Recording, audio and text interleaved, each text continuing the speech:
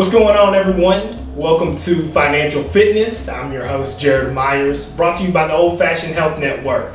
Today, we're going to talk about envelope your budget. I have here a set of envelopes that I've divided out, and I've used this method myself and still utilize it to this day to create a budget that's financially healthy for me and allows me to stay on track in my financial goals.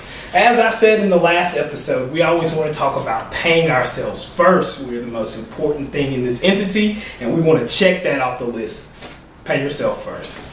Moving on to our next envelope, we've got tithe, donate, and contributions. Tithe, myself as a believer, 10% has gone off the top in my financial gain. I told you it's one of those things where I feel good about it once it's out of my hands.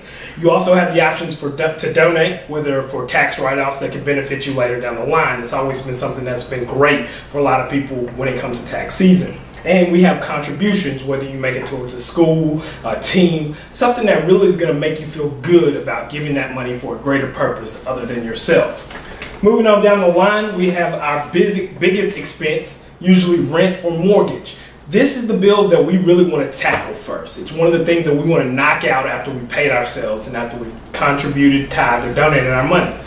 These are the most important things that are going to really set the example and set a key when you get ready to promote your budget. Biggest bill out of the way. Next, we have our utilities envelope. Yes, it may seem silly as we go through all these envelopes. Why do you have so many?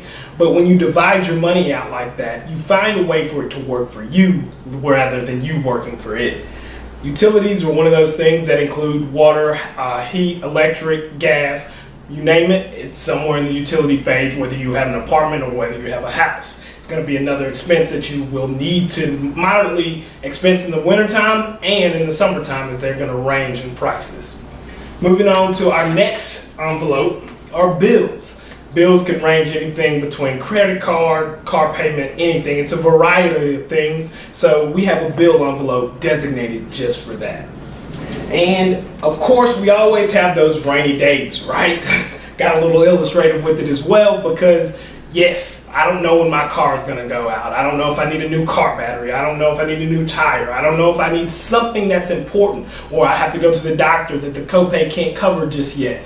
That's something that this rainy day envelope is very beneficial for, and that's something that you really are going to have to put a little bit more into this effort as well. And finally, with the last envelope, and you see I've got the smiley face because you have to reward yourself in this process. Now you can vary this as much as $5 to $20, something that you feel that you deserve to be rewarded for. If you feel it's something that you can go months without doing and continue to add and contribute to this envelope, this will be the most important topic.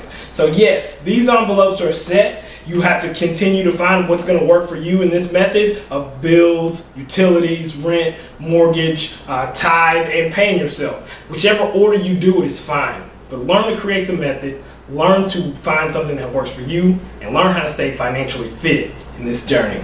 Thank you guys so much for tuning in on this episode of Financial Fitness. See you next time.